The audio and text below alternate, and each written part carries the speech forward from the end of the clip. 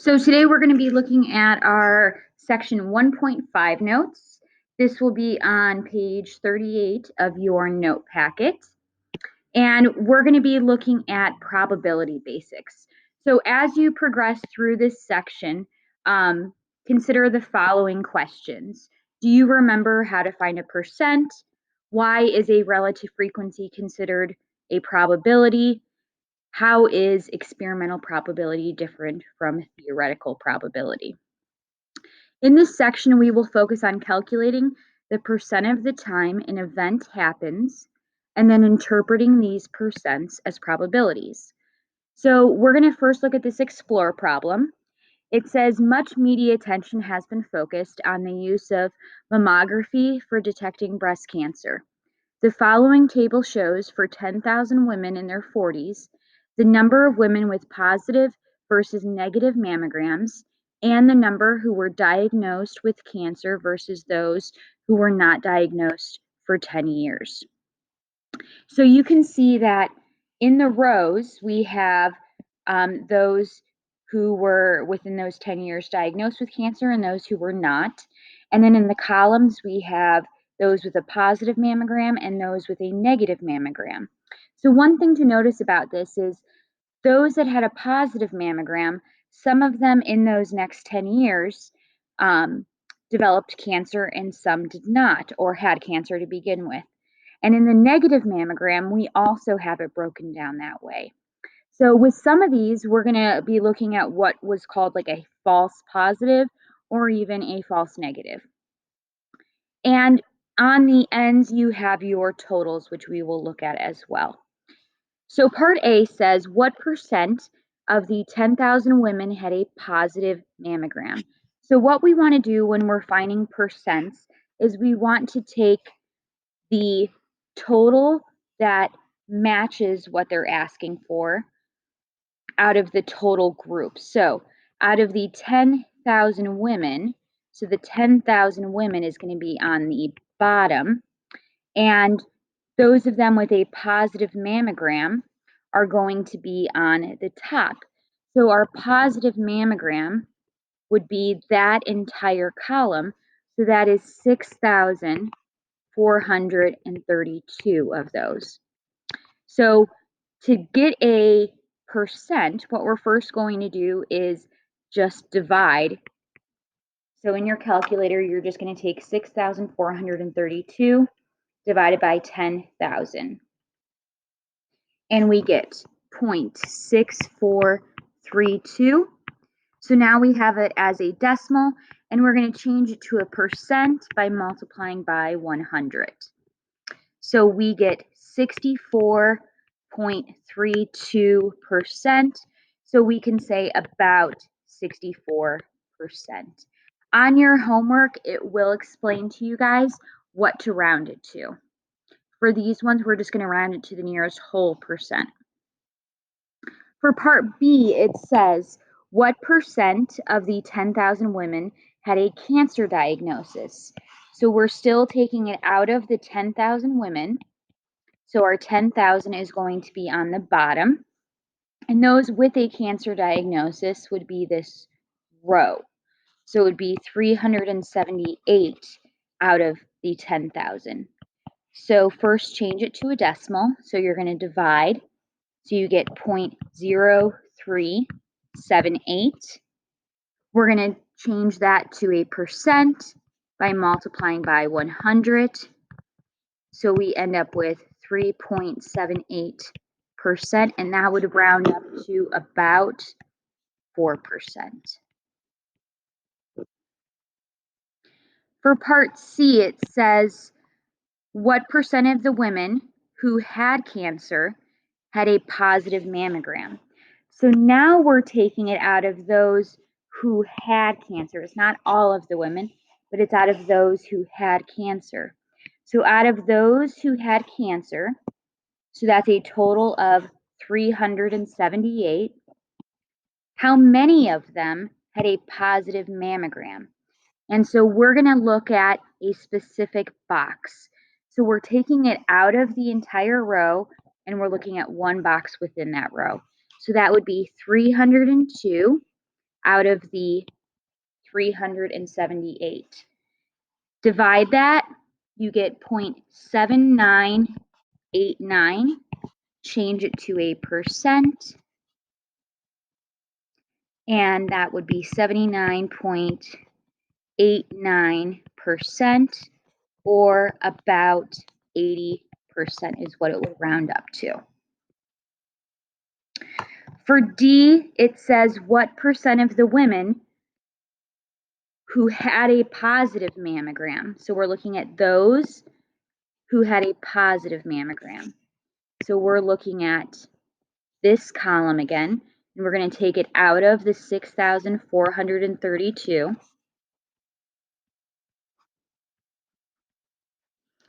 And we're going to look at which of those ended up having a cancer diagnosis.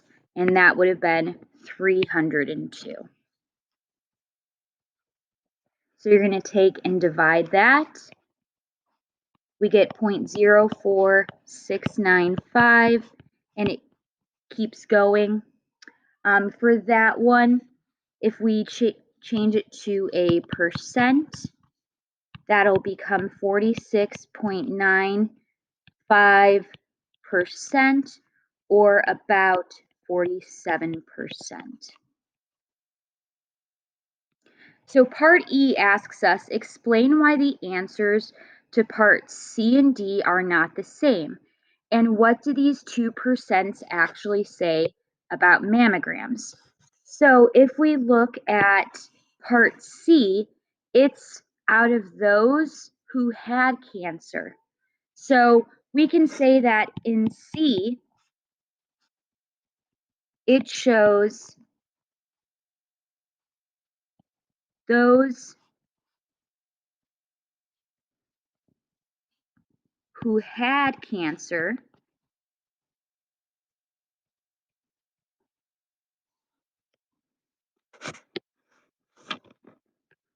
were diagnosed, or I shouldn't say diagnosed, I should say were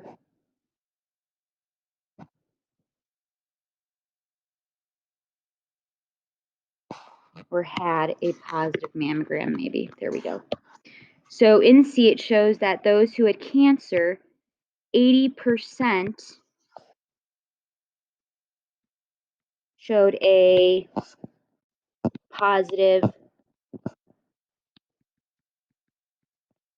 mammogram.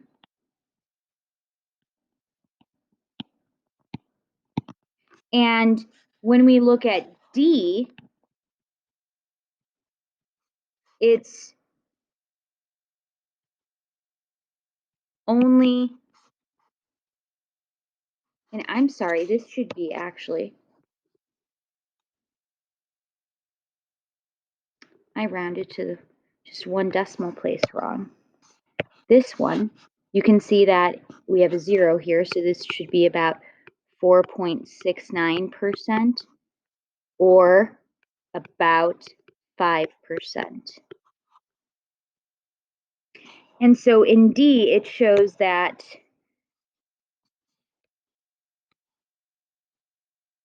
only 5%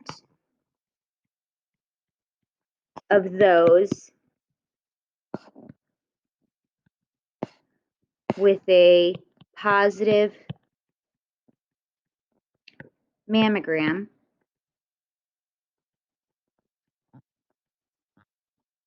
actually developed cancer. So what it says really then about mammograms is that they're good at detecting cancer because they detected it in 80% of those who actually had cancer, but it's a lot of people getting a positive mammogram that don't actually have cancer. So it's a lot of false positives. Okay, moving on to the next page. Frequency is the number of times an event occurs. So relative frequency is the ratio formed when the frequency is divided by the total number. For example, if 15 women in a group of 75 were diagnosed with cancer, then the relative frequency of getting cancer in the group is 15 out of 75, or 20%. A relative frequency can be shown as a percent, a decimal, or a fraction. So we're going to look at our next example. This one shows that each year the Social Security Survey asks respondents if they are working full-time, working part-time, going to school, keeping house, and so on. And it has information for the year 1972, and it was out of a total of 1,615 people that responded. 750 were working full-time and 121 were working part-time. And then we have, in the year 2014, we have 1,230 who were working full-time and 273 who were working part-time. We're going to find the relative frequency of full-time workers and the relative frequency of part-time workers, and we're going to do that for each year. And then we're going to look at how they compare. So when I do this, I want to make sure that I'm really finding information for my full-time and also for my part-time.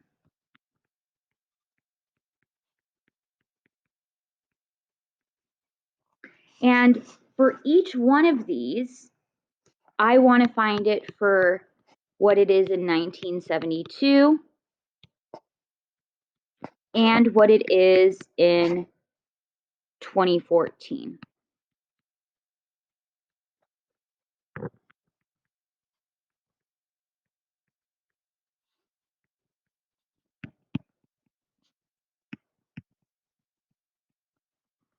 So for full-time workers in 1972, we have 750 that were full-time, and it's out of, make sure that you choose what it's out of for that year, which was 1,615.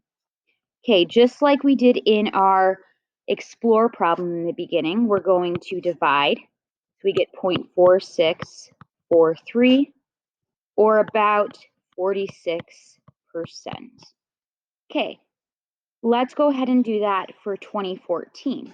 So in the year 2014, there were 1,230, and it was out of 2,538 who responded.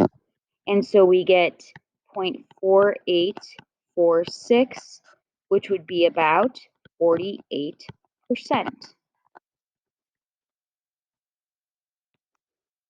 Okay, now we're going to look at those that were part-time.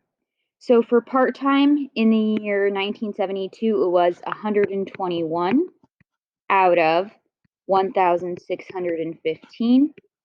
If you divide those, you get 0.0749, and that would be about 7%. It would not round up because it ends in A4. That's the next digit. Okay, and for 2014, that would be 273 out of 1,615, and we get 0.1075, and that would be about 11%. And if we were to look at how these compare, so in the year 1972, 46 were working full-time, 46%, and 7% were working part-time. In 2014, 48% were working full-time and 11% were working part-time. So we can see that the relative frequency increased from from 1972 to 2014 in both of these. So we can say that both full-time and part-time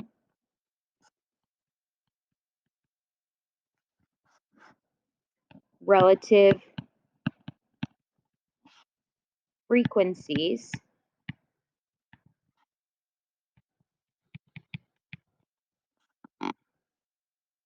increased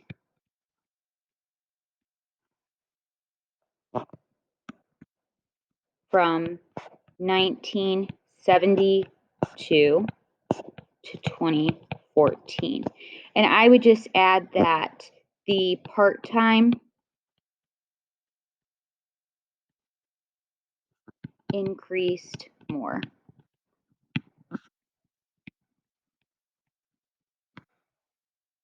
Okay. Example 2. A national survey asked how many people were living in the respondent's household.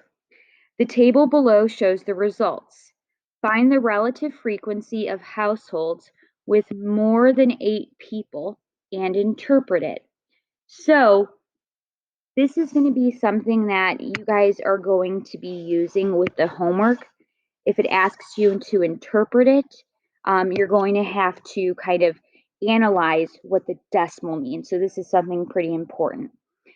And in this one, it wants to know those of 8 or more people. Or sorry, it says more than 8, so we're not going to include 8. So we want anything that is more than 8. So the first row, the top row, shows the household size, and the bottom row shows how many people responded with that many people in their household. So we want households with more than 8. So we want 9, 10, and 11. So that means that we're going to use those numbers. So we have 3 plus 1 plus 1 with households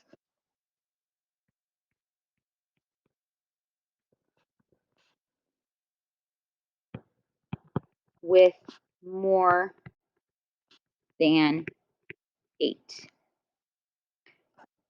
So that is a total of 5 of the households. Now, for our bottom, we want it out of all of the respondents. If you look here, though, they did not give us a total. So what we can do, though, is we can add up all of those, and you do want to include these 5. You're going to add up the entire row along the bottom. If you add all of those up, you get 2,538. So let's go ahead and divide. You get 0.00197. We're going to round to the closest number that's not a 0, so we're going to round to this. So that would be about 0.002. Now, like I said before, we're going to interpret it. So what I want us to do is think of our decimal places. Your first decimal place is in the tenths place. Then you have your hundredths, thousandths, 10,000ths, and so on. So this one is in the thousandths place. So we can say that 2 out of every 1,000 households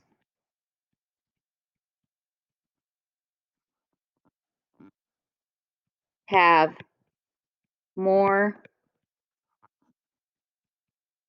than 8 people. And I apologize, my stylus is not working at its best today. All right, let me go ahead and give you guys another one that's similar to this. So let's say that we had the decimal 0.02, or I'll change it to another number, 0.07. That first non-zero number is in the hundredths place. So if we were to interpret that one, we would say that's 7 out of every 100. And I'll go ahead and do one more. Let's say that we had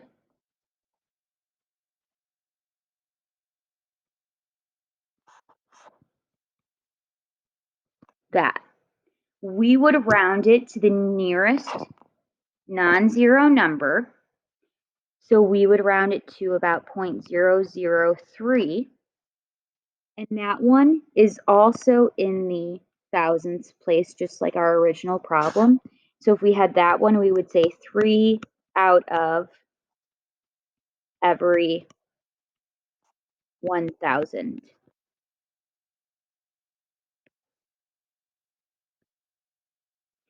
So experimental probability. Probability tells us the likelihood or chance of something happening. Relative frequencies that tell us what percent of the time something did happen can also be considered experimental probabilities. These percents can be used to say what percent of the time we expect something to happen in the future based on actual data. For example, a recent survey showed that 40% of Americans approve of the job the president is doing. In other words, we would expect 40 out of every 100 or 4 out of every 10, because remember, we can use equivalent fractions. So 40 over 100 is the same as 4 over 10, or even the same as 2 out of every 5.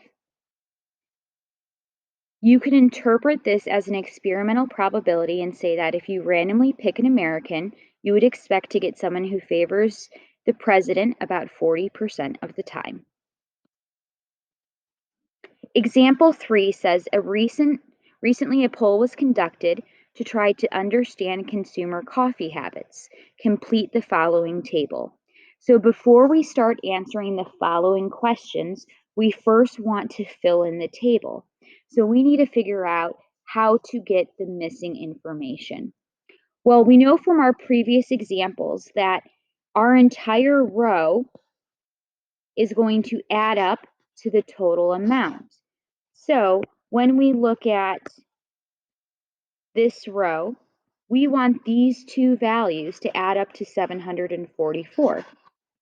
So if I'm trying to find this missing piece, I'm going to take 744 minus the other one that I already have.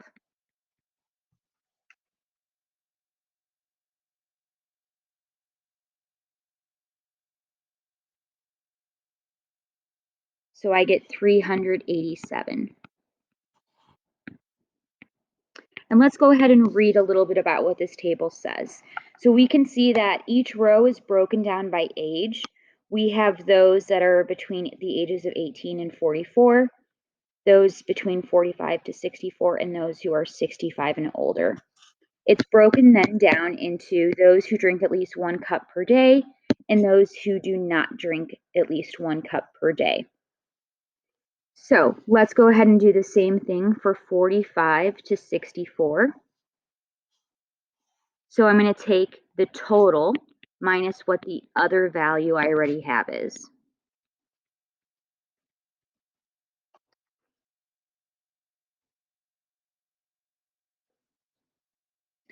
So I get 177. And let's do that for the last one. So 266 minus 196. We would get 70. Now the last thing that we need to fill in is our totals. So for totals, you're going to go ahead and add up all of the values together to give you the total amount. So we end up, for the total of those that drink at least 1 cup per day, 895. For those that do not drink at least 1 cup per day, that is 634. To find the overall total, you have two options. You can either add up all of this, or you can add up 895 and 634. So you're going to either add up the total column or the total row. Either one works. I'm going to add up the total row because one less number to add. And I get 1,529. Part A. Find the experimental probability that someone in each age group drinks at least 1 cup of coffee per day. So we're looking at it, each age group. So they want us to find the information for each individual age group. So we're going to have 3 parts to our answer. So we want to find it for the ages of 18 to 44. We want to find it for the age 45 to 64, and for the ages of 65 and older. So when I look at those who do prefer or do drink at least 1 cup of coffee per day for this age group, my total in the age group is 744. So I'm looking at the total of those in that age group. And those that do drink at least 1 cup per day is 357. Okay, we want to find the experimental probability. So in your homework, it will clarify right below where you type in your answer, what kind of format you give this. And I'm going to have us, let's go ahead and practice one where we round to 1 decimal place. So let's do 357 divided by 744. We get 0.4798. Multiply by 100 to get that to be a percent. And we get 47.98. And if we actually round to the nearest 1 decimal place, that will actually round up to 50.0. For ages 45 to 64, look at your total for that age group, which is 519. Out of those that do drink at least 1 cup per day, we have 342. So we get 0.6589 multiplied by 100, that's 65.89. So that would be 65.9%. And for the last group, it's out of 266, and 196 of them drink at least 1 cup per day.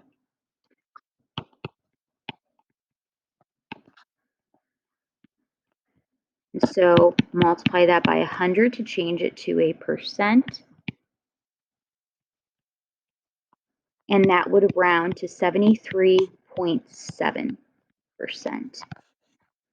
All right, so which of the age groups drinks the highest or has the highest probability of drinking at least 1 cup per day? This is our highest probability found. So we can say that age group 65 plus has the highest probability.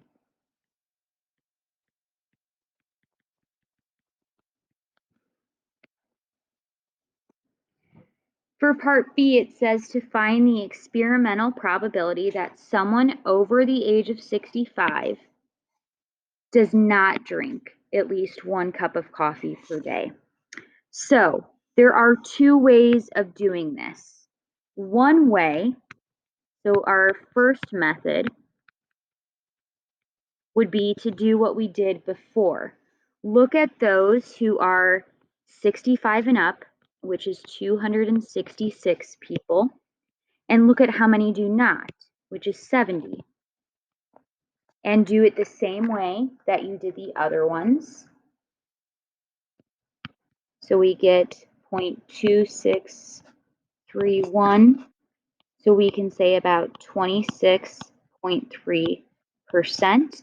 The other way that you can do it is, you know that there are only two possible answers for this. They either do drink at least 1 cup of coffee per day or they don't. So if you know, so in the second method, if you know from above that 73.7% do, then you can take that from 100% and find what percent do not. And you will get the same exact answer of 26.3%.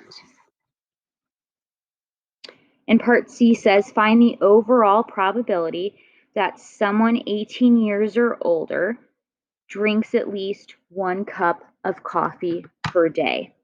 So we're looking at those who are 18 years or older and that they drink at least 1 cup of coffee per day. So this would technically just be what we found above. Oh, sorry, this is 18 years or older. So we're looking at any of these. So it's any of these that drink at least 1 cup of coffee per day, because all of these people are over the age of 18. So what we can do as a shortcut, because we're looking at everybody, take it out of your overall total for how many people there are, and get the total of those who drink at least 1 cup per day, which is 895. So as I kind of showed you guys, you do want to be careful about reading into what the wording is. So we get 0.5853, multiply it by 100.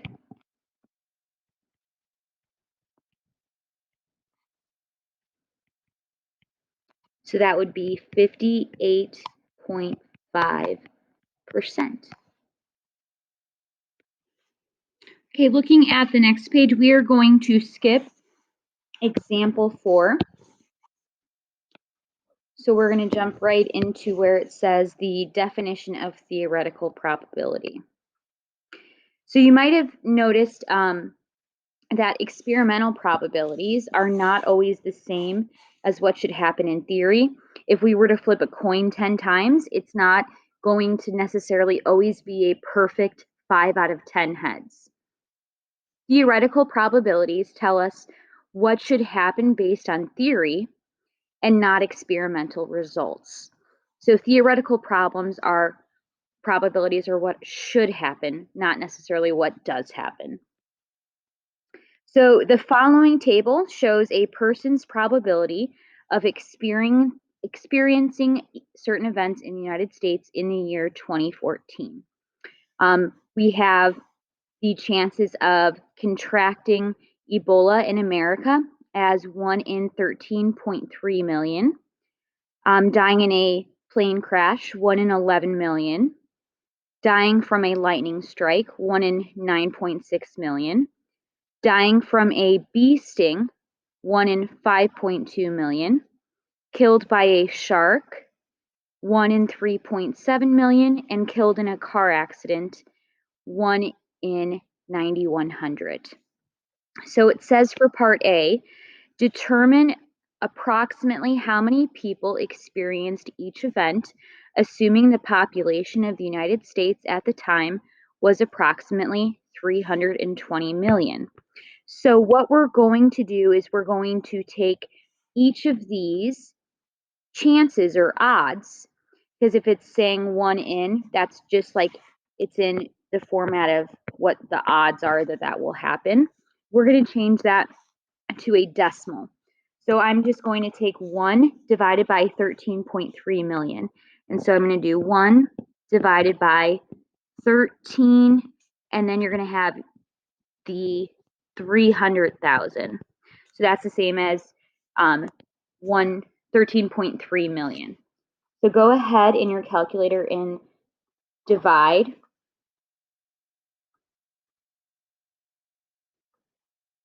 And you get a really tiny decimal. It has a ton of zeros and then a 7.5. Just leave that in there and then multiply by the population, 320 million.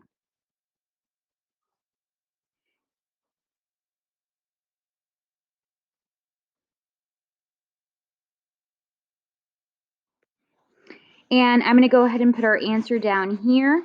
It shows up as 24.06, so that would be about 24. So if your chances are 1 in 13.3 million of contracting Ebola in America, if we've got 320 million people in America, it's about 24 people. I'm going to go ahead and pause it and do write the work down just to save on video time, and then you guys will see in just a second the other results. Okay, so you can see the results here, and we can see that it's going to be a lot more people when we go from millions to just about 9,100. So based on 320 million people, that would be about 35,000 of those people killed in a car accident. So for part B, it says, how many times greater was the probability of dying from a bee sting compared to contracting Ebola? So what we're going to do is we're going to take the amount of people that died from a bee sting and divide it by the amount of people that contracted Ebola. And if we divide those, let's change it to a percent by multiplying by 100. So we can say that it's about 258% of those, or I guess it says how many times greater, so you don't have to change it to a percent. So you can say it's about 2 to 3 times more likely.